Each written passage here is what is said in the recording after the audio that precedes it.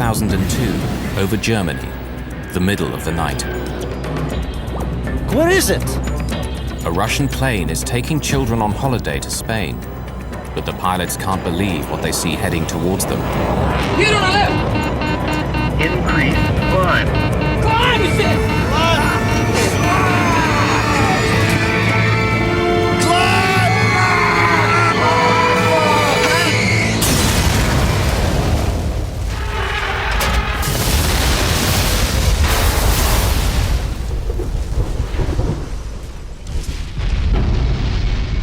It's among the most poignant air disasters of recent times. How could two planes collide over one of the most closely regulated areas in the world? Bravo Tango Charlie. Faulty technology or human error?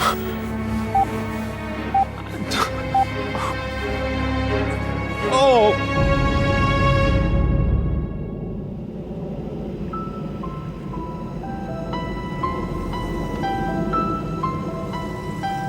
June 2002, the city of Ufa in western Russia. Ufa is populated by both Christians and Muslims.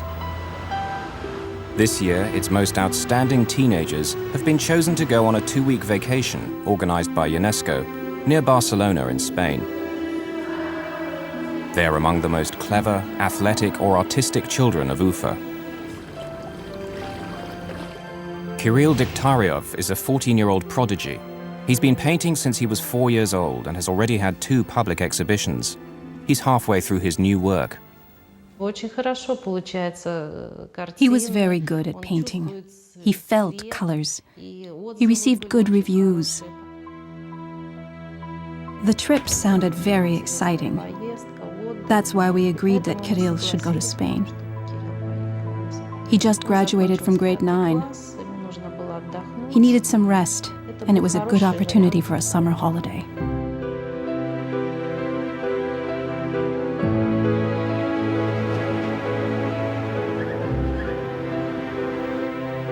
Alina Hananova is a 12-year-old who's won several gymnastics competitions.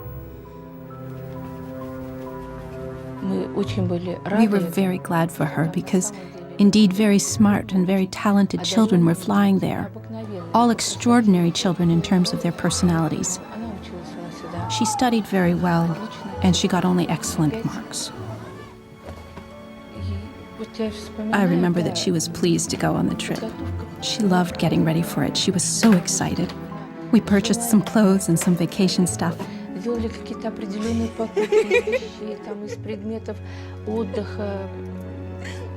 As she was born, I informed my husband, and he cried because he was happy to have a daughter.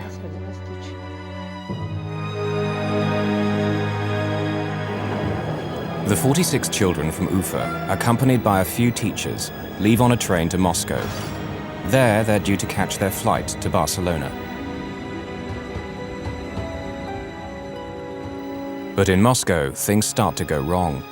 The tourist agency accidentally takes the children to the wrong airport, so they miss their plane. They're terribly disappointed. While the agency tries to sort out the mess, the children go sightseeing in the Russian capital.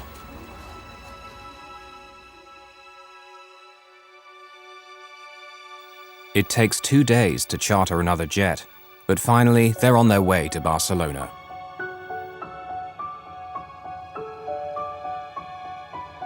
On July the 1st, 2002, the children from Ufa board their plane at a Moscow airport.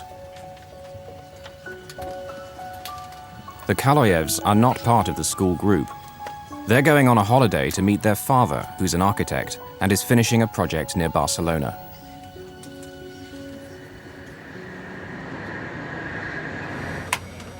No fewer than 5 Russians are flying this plane.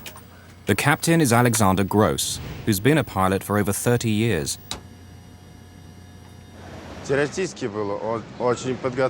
Alexander had a good theoretical knowledge.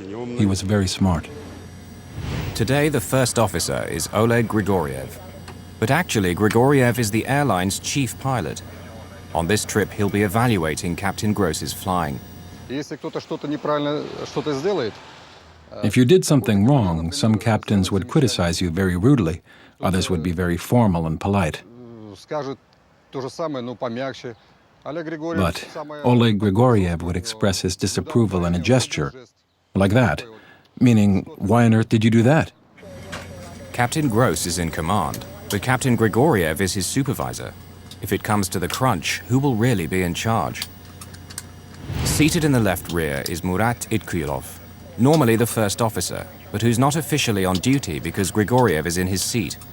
Nevertheless, since he'll soon be promoted to captain, his opinions are considered. Мурат был профессионален как пилот, любил летать. Murat was a very professional pilot. He loved to fly.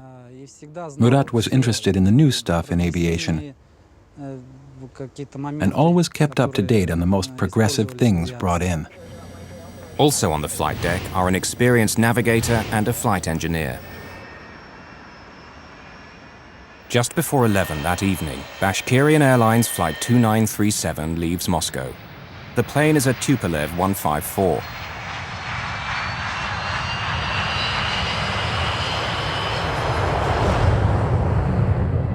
Like most modern aircraft, it carries collision avoidance equipment called TCAS, or Traffic Collision Avoidance System. Descend, descend, descend. TCAS works because all commercial aircraft carry a transponder, which sends a constant stream of radio signals identifying them and saying where they are. TCAS listens in and calculates whether any of the planes is on a collision course. If they are, it will tell the pilot what action to take to avoid collision. Descend, descend. If air traffic control should ever let them down, TCAS will be their last line of defense. Clear of conflict. Hundreds of miles away in Bergamo, Italy, a Boeing 757 is getting underway. It's flying for DHL, the international freight company, and is heading for their European base at Brussels in Belgium. The Russian Tupolev will cross its path over southern Germany. The Boeing has only 2 people aboard, Captain Paul Phillips, who's British, and First Officer Brant Campioni, who's Canadian, and due to fly the next leg of the journey. The DHL takes off at 6 minutes past 11 on what will be its last journey.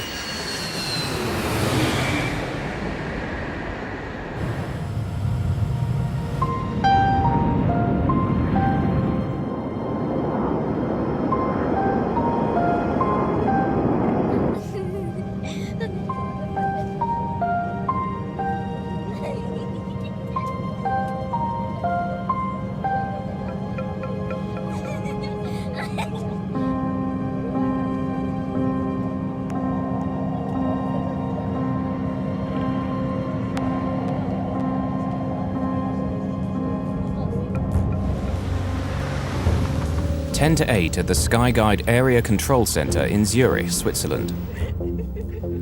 The busy day shift has ended and the night shift is reporting for work. Peter Nielsen is an experienced controller. He's been doing this job for 8 years. The center regulates air traffic in southern Germany as well as northern Switzerland. Tonight, there are only 2 controllers on duty. But the traffic in their sector is light, and Nielsen's colleague decides to take a lengthy break, a common practice at Skyguide. Peter Nielsen is now responsible for all air traffic on 2 radar screens, which sit several feet apart. At 10 past 11, 2 technicians arrive. They inform Peter that Skyguide management has authorized them to carry out maintenance work on the main radar. While they do so, the screens will work much more slowly, and will give no visual 2-minute warning if planes are getting too close to each other. Tie into 933, route Trotzig and Allgäu. Bavarian 350, descend flight level 270.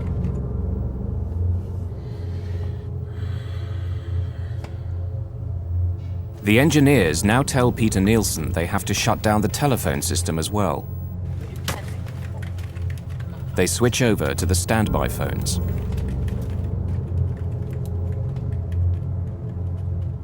No one realizes it yet, but the seeds of disaster have been sown.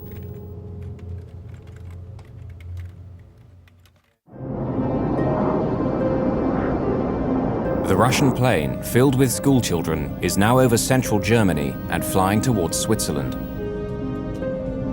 Captain Grigoriev gets final clearance from the last German control center before they cross south into Switzerland.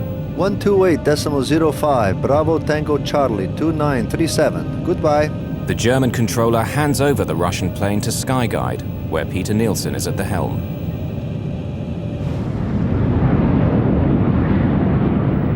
Meanwhile, the DHL plane is climbing north over the Alps and is now entering Swiss airspace.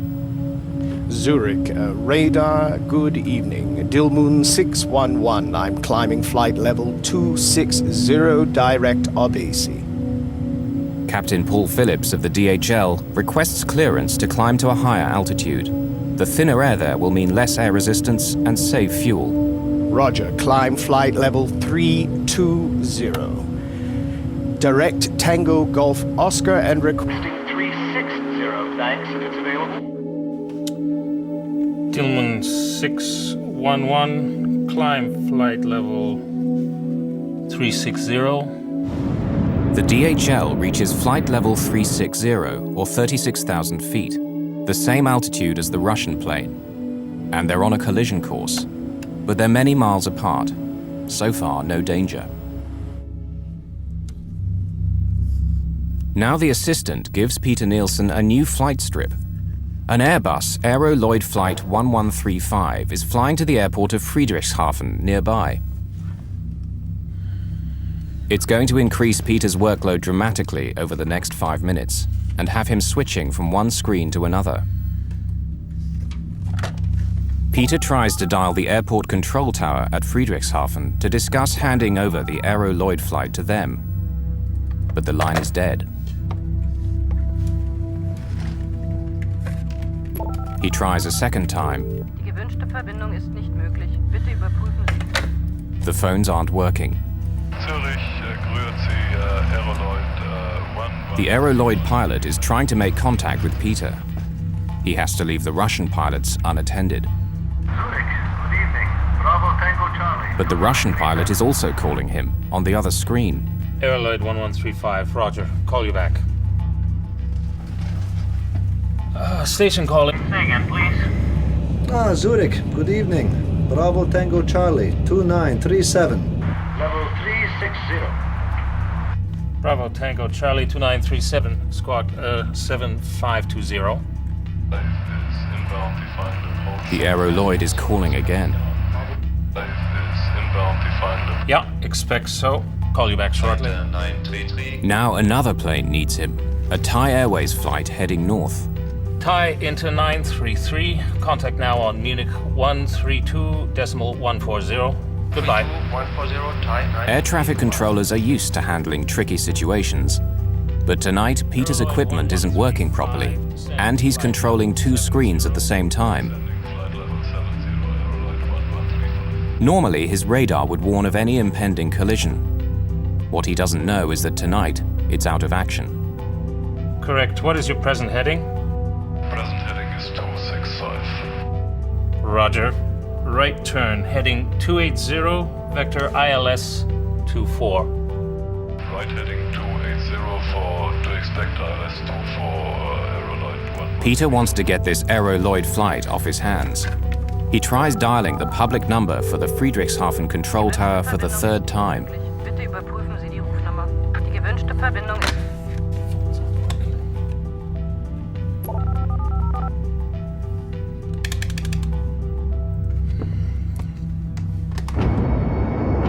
Meanwhile, the Russian airliner and the DHL plane are still heading towards each other at a closing speed of over 800 miles per hour. Neither crew is aware that they're only 2.5 minutes apart.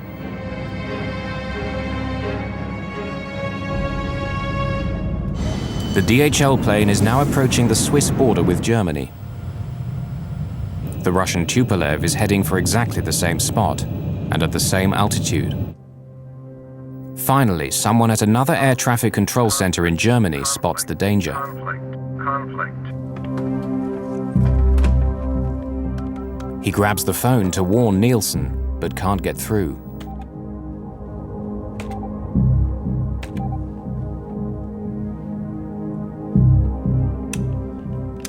international air traffic rules prevent him from talking to the pilots directly.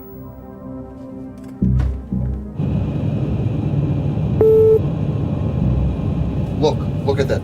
Now, for the first time, the Russian pilots can see the DHL plane on the screen of their TCAS anti-collision computer. But Peter Nielsen is still focused on getting the Aeroloid flight safely down. Aeroloid 1135. Aeroloid 1135, go ahead, sir. Yeah, I lost my connection to Friedrichshafen Airport. Could you please call them on your second set, 124.35. Tell them you're coming in ILS 24 with 20 miles now? Okay, will do. Thank you. Okay, taking over. On the DHL cargo plane, the crew is relaxed. They don't know they're on a collision course. Their TCAS hasn't sounded a warning yet. Stuff I can get you? The first officer goes to the washroom. On the Russian plane, the pilots are getting concerned. The other plane is getting closer and closer, but they're not exactly sure whether he's on the same altitude as them. He's going below us. Why below? 500. No, 100 meters. Traffic. Now fucking traffic. Why? Traffic. TCAS, the collision avoidance computer, is warning the Russian pilots that the other plane is getting too close for comfort. At the same moment, the TCAS in the DHL cockpit detects the Russian plane. Descend.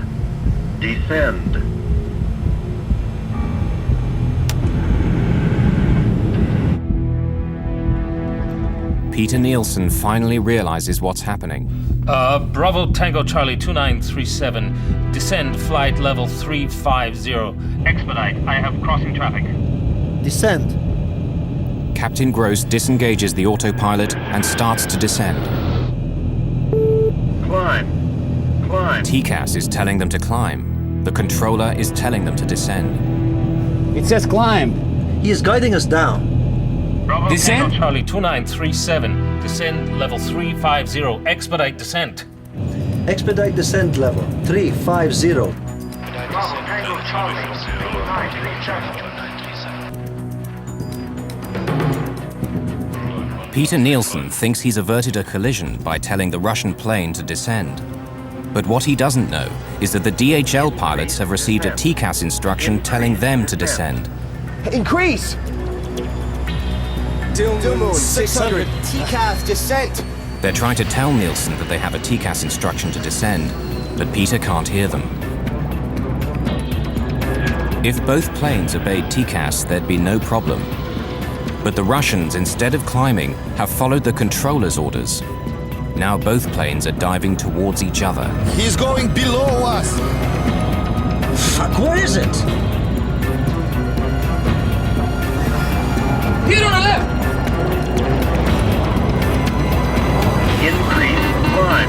Increase climb. Climb, it says. Climb! Descend! Fuck, descend hard! Climb!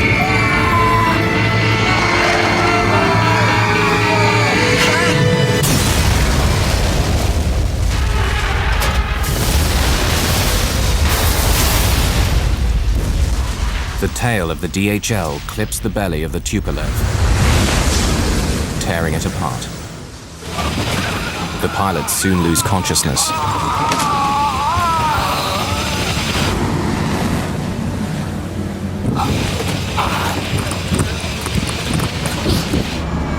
The DHL struggles on for another 2 minutes.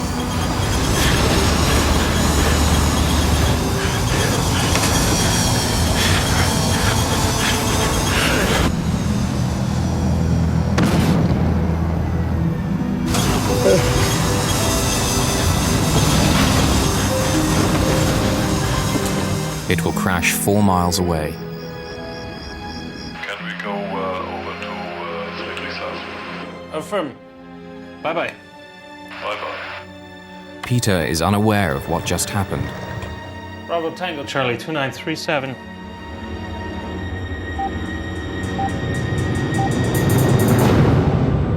Bravo Tango Charlie 2937.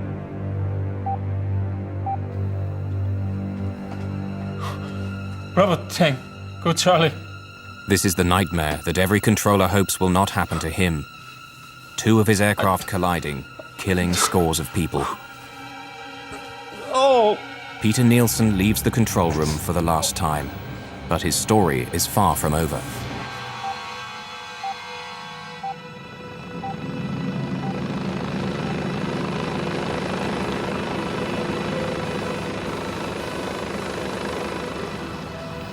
The wreckage of the two planes has fallen just outside the small city of Überlingen on the German-Swiss border. Wreckage is scattered over 130 square miles. It's the worst mid-air collision in German post-war history. Debris comes raining down around a school for handicapped children run by Bruno and Stella Wegmüller.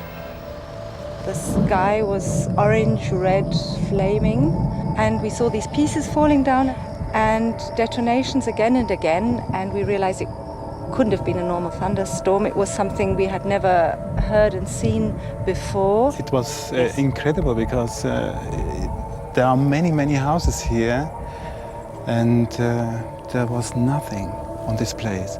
But around our school, we find bodies, children. We very soon also realized that we couldn't do anything, really. We couldn't save anyone, we couldn't help anyone. Today, actually, some people still suffer and see the pictures and have to learn to deal with these pictures. And for other people, it is like a bad dream. The problem was that the bodies and debris were dispersed over a very wide area, approximately 40 square kilometers. A corridor 20 kilometers long and 2 kilometers wide. It was the largest police operation in the province of Baden-Württemberg, lasting a week and involving over 6,000 people searching for the bodies. The people were all very sad. They were all in a state of extreme shock, and naturally the rescue team could feel that and empathized with their suffering. The policeman is standing where the DHL crashed. Here you see no more trees. The trees have completely burned down. We assume that the turbines of the Boeing separated first, approximately 700 to 800 meters high before this plane crashed. One landed 300 meters that way, and the other turbine was another 500 meters that way. In this garden lay many of the bodies of the children of Ufa. In this part died 28 children. In this field there was a child. More over here in this field there was a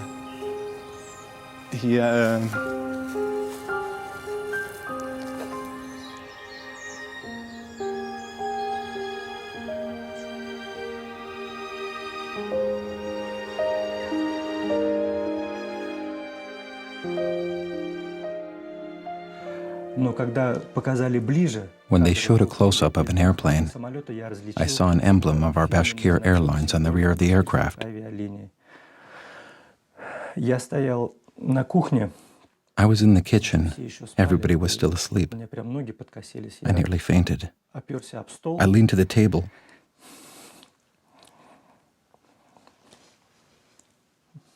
I didn't know what to do. The Hananov family lost their only daughter. Irina Degtyaryeva lost her only child. We hoped for some kind of a miracle, that he missed the plane. In a word, we didn't want to believe in this news. It was like thunder in a clear sky, and God forbid anyone gets news like this.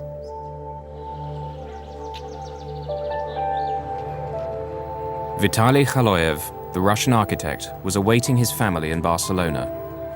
He's one of the first to arrive in Überlingen. Although the relatives are not encouraged to participate in the search, Vitaly cannot help himself.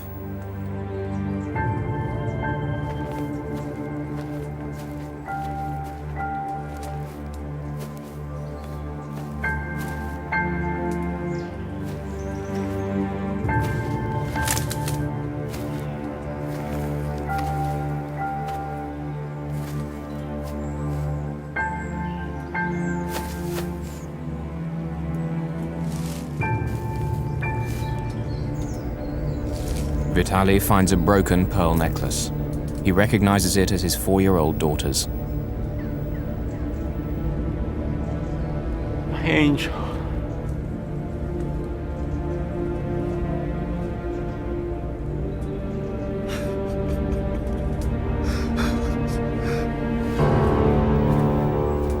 Amazingly, amidst all the carnage, Vitaly finds his daughter's body intact.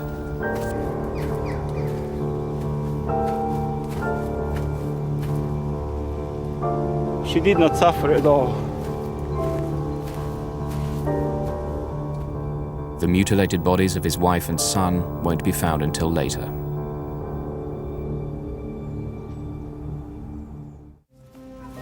Over 6 days of searching, the rescue workers gather bodies and body parts scattered all over the southern German countryside. By Thursday of that week, 2 days later, the relatives started arriving. They could not all see the bodies we'd found because most of the bodies were badly charred or mutilated. We didn't permit the relatives to view the bodies in that condition.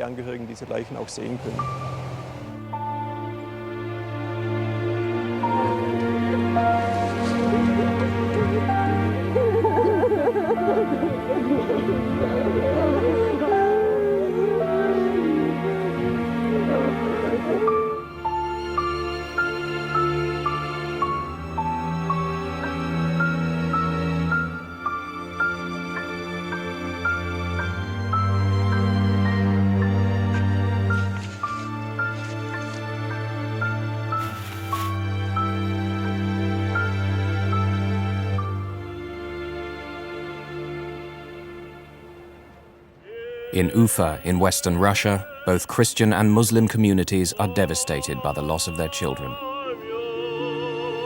In the cemetery, where 53 of the people in the Tupolev are buried, there are 2 double rows of gravestones, with the Christian Orthodox on one side and the Muslims on the other. It's eerily reminiscent of the seating arrangement on the plane. The monument evokes a flight of paper planes frozen in flight.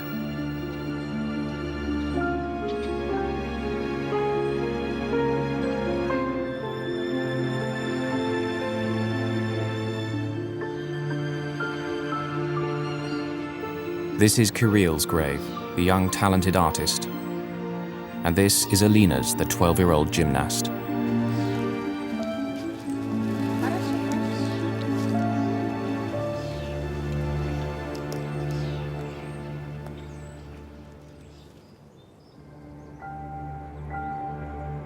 Vitaly Khaloyev, who lost his entire family, has designed and built a huge monument in their memory.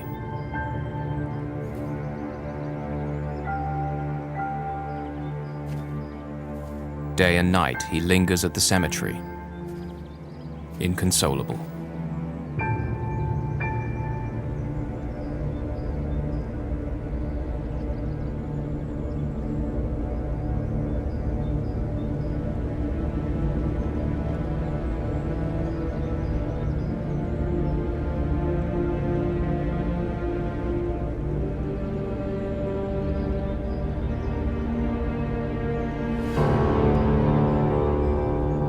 At Skyguide in Zurich, after the collision, work has all but come to a standstill. People were in a state of shock. They were shocked, they were helpless, there was a lot of sadness, people crying. And we were criticized for being too technocratic after the accident. I have to accept that. One of the biggest tasks was to maintain operations, because there were planes coming in, going out after this tragedy, and that was a very, very difficult situation for everybody. For the next 3 weeks at the Zurich Air Traffic Control Center, capacity is reduced for lack of available controllers. Peter Nielsen never again worked on an air traffic workstation.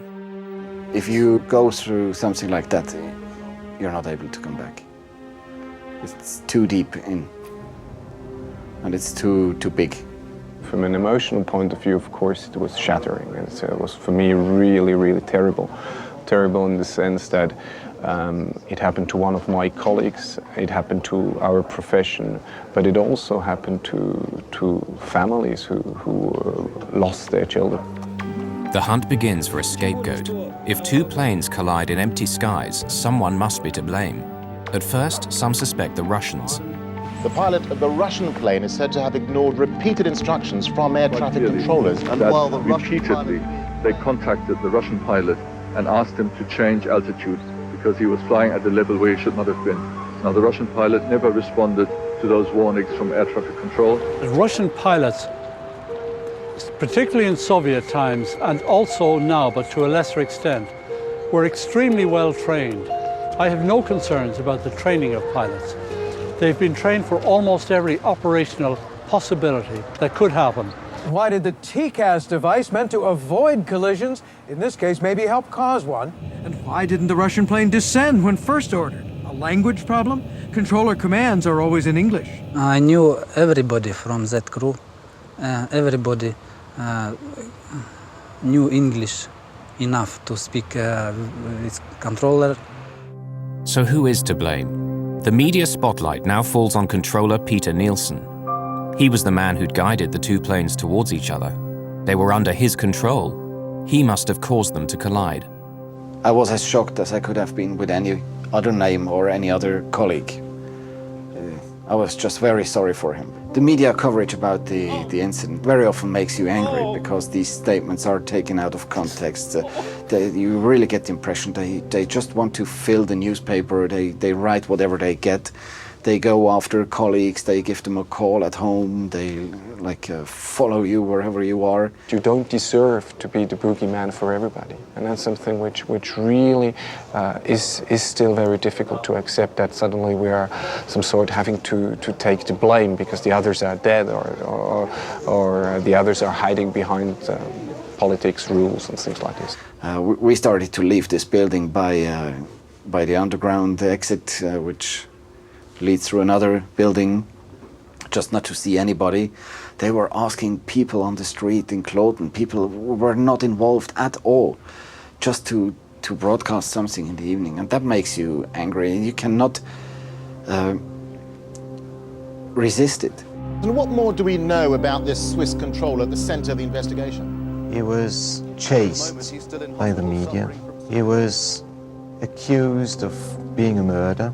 He's the man, obviously, everyone wants to talk to, but at the moment the Swiss say he's in no position to talk. And we heard today that the Swiss authorities have opened an investigation to see whether there's enough evidence for charges of manslaughter. The accusation was manslaughter by negligence in 71 cases. And the speciality is that in this case, the investigating judge has been working on a investigation on his own, independently from what the Aviation Investigation Board of Germany did. Meanwhile, that investigation is underway, headed by Germany's air crash detectives, the BFU. By the fifth day, they've read all the black boxes. So this is a typical voice recorder, which was built into the Tupolev 154. It shows two reels. The recording time of this recorder is 30 minutes. And this is rather solid, but the original voice recorder of the Tupolev was heavily damaged. So we had to remove the tape and replay it on such a specialized tape recorder. This is the hangar where wreckage of the planes was examined. This one here is the lower surface of the right wing of the Tupolev, and that remaining stub here went below the Tupolev and caused these scratches. That top part of the vertical tail remained at the accident site on the main wreckage of the Boeing. But could this accident have been avoided? TCAS normally has a safeguard mechanism called a reversal. If an alert is issued and one aircraft crew ignores an instruction, TCAS orders a reversal. If the TCAS on aircraft A senses that aircraft B is still on a collision course, it will tell it to go in another direction. But it didn't. Why? One of the major requirements for that is that both planes have to be at least 100 feet apart in altitude. But this requirement was not met at the time. That's why no reversal was given. When the DHL's TCAS saw that the Tupolev wasn't climbing, it could only tell its pilots to descend even faster. Increase descent. If the reversal had been possible, the children of Ufa might have lived.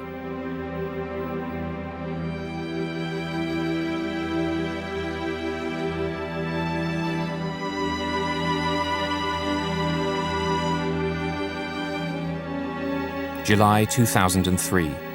Many parents returned to Überlingen in Germany for the first anniversary.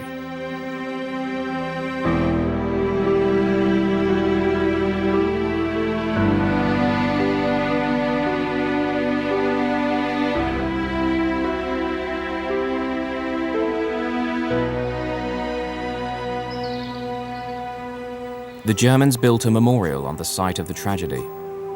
It's made up of a series of giant silver pearls on a broken necklace.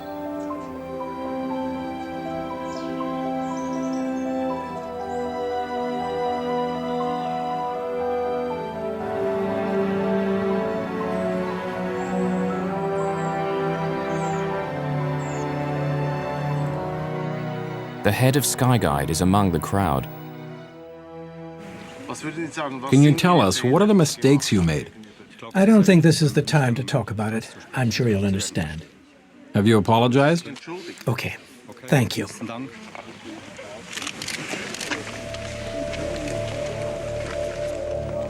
Among the parents is Vitaly Kaloyev. He asks the head of Skyguide which controller was responsible for the accident, but receives no answer. Yes, in fact, the man asked if it is possible to meet controller, to meet Peter, and the answer was it is not possible. The request passes almost unnoticed, but Vitaly Kaloyev is not satisfied. Descend. Crossing. Meanwhile, as the investigators work, they discover a fog of confusion surrounding TCAS. When it was introduced 20 years previously, there'd been a fatal omission. Descend flight level 350. Expedite. I have No one said what should happen if there was a conflict between what TCAS was saying and what the controller was saying.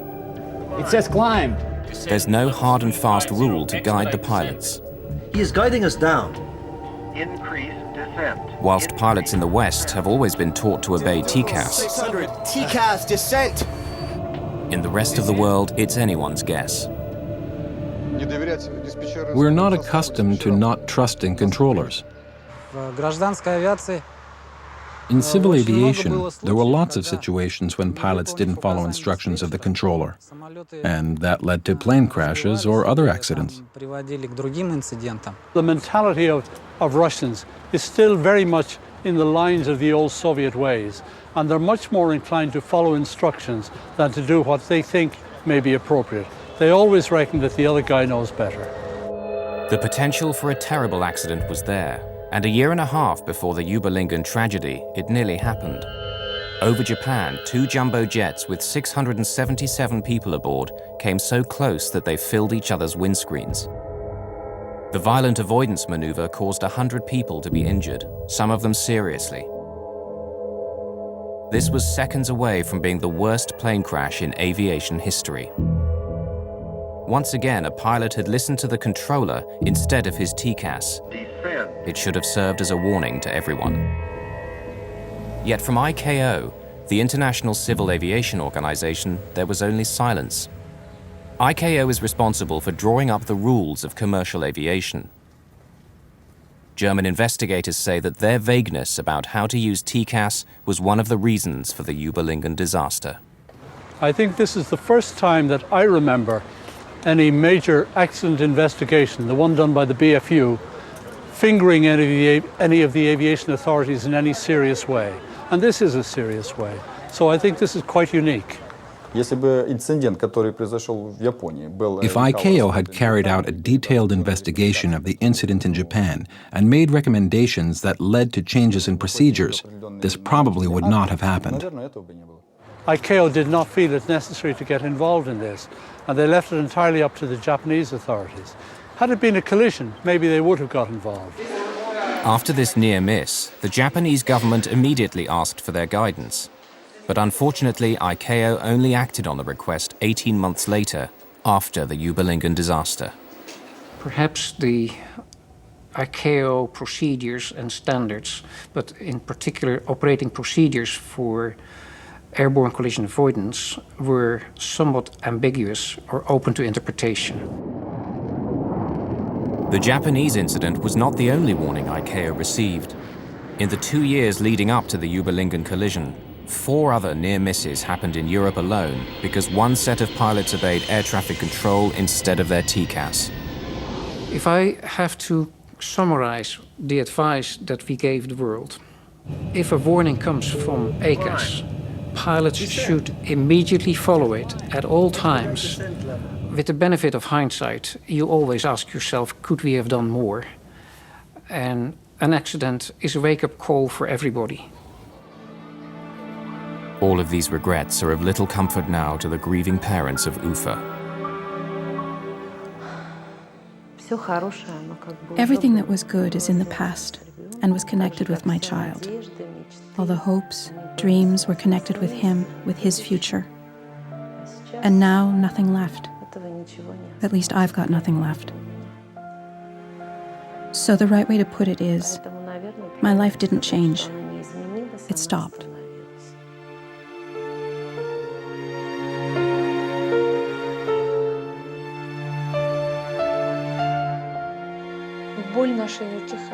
Our pain doesn't go away, you know. It's getting stronger every year.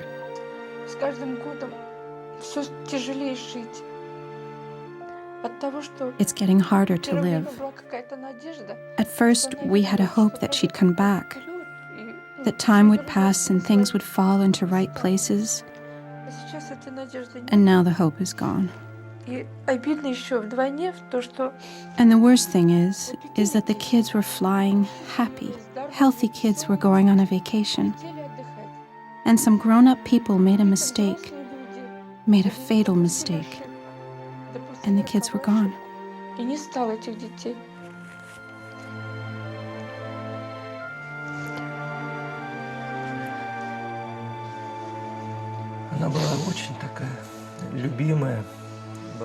She was loved. She was very kind, gentle. She was the beloved daughter. Beloved daughter.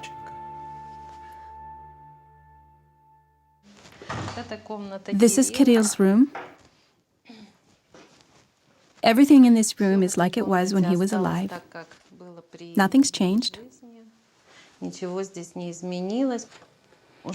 After he was killed, there were also 2 exhibitions.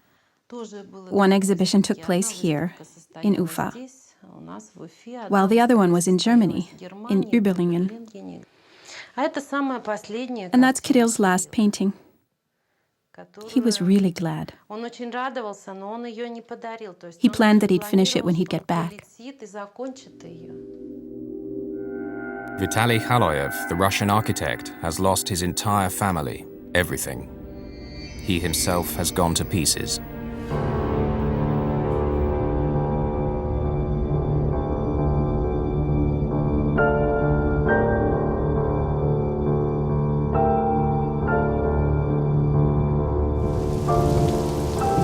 He's become obsessed with finding out who is responsible for the collision. Khaloyev decides to travel to Zurich to play out the last tragic chapter in the Überlingen story. On February the 24th, 2004, a stranger calls at the house of the controller, Peter Nielsen.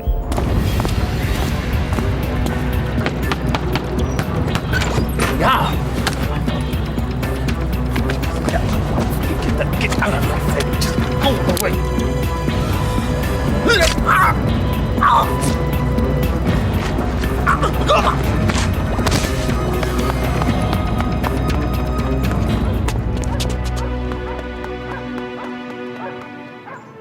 It was just the saddest thing you can imagine. I knew his family, I knew how much he loved his kids and his wife, and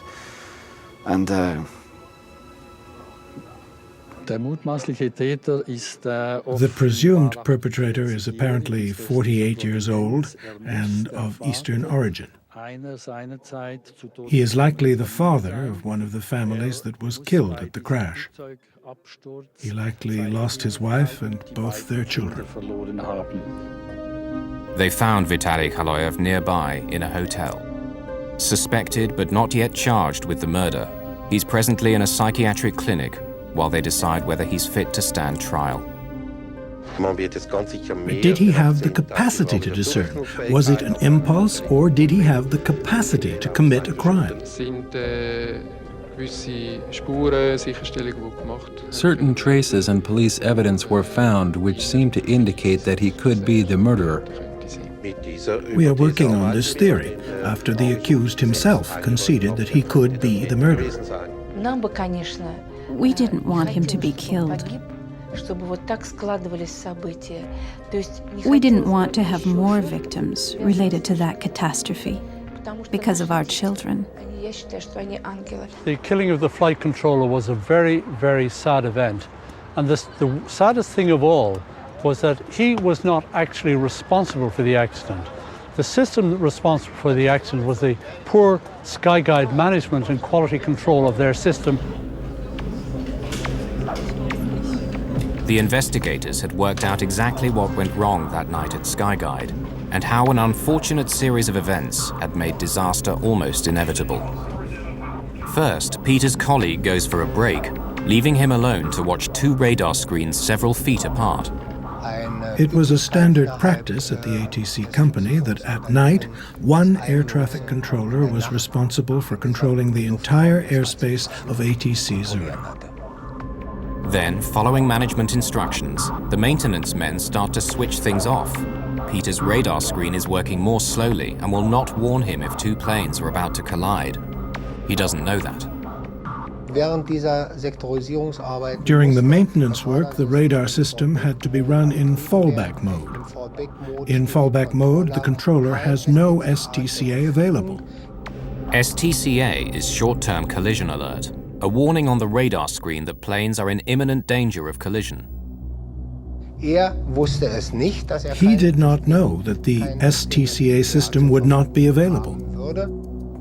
Then by chance, an unexpected aircraft, the Aeroloid tourist plane, arrives at the critical moment and needs a lot of attention. It completely distracts Peter. He tries to get outside help, but the main phone system has been accidentally disconnected by the maintenance crew, and the backup phone isn't working. The controller has been robbed of all the technical support he needs. The phone link with Friedrichshafen was down. At this time, there were various radio transmissions, and the controller had to answer them on the different frequencies. Finally, when both planes are descending, the DHL pilots cannot tell him what's happening because the radio frequency is busy. 600, TCAS, descent! The earliest they could do that was 23 seconds later, because until then, the frequency was blocked by the ATC Zurich transmission to the Tupolev crew. May 2004.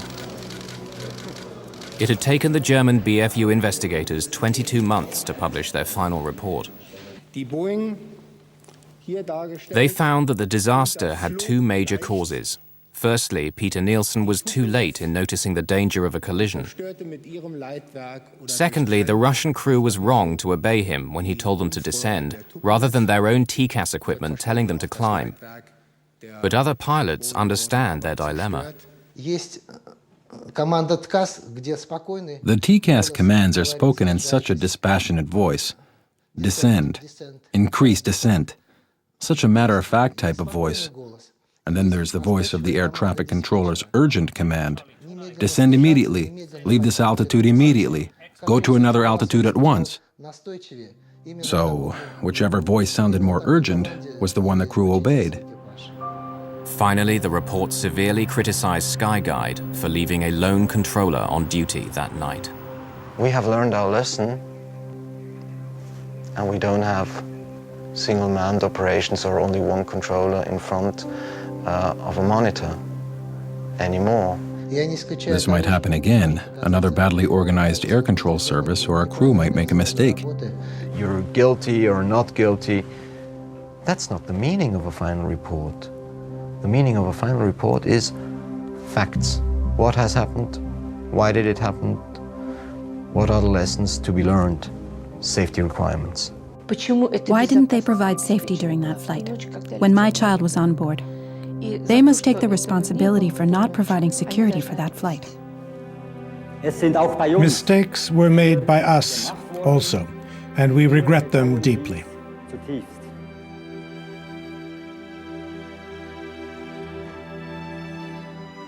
We acknowledge our responsibility as set out in the BFU report, and we ask the families of the victims for forgiveness. At Skyguide in Zurich, a rose now sits in a vase in memory of Peter Nielsen and the tragedy of Überlingen.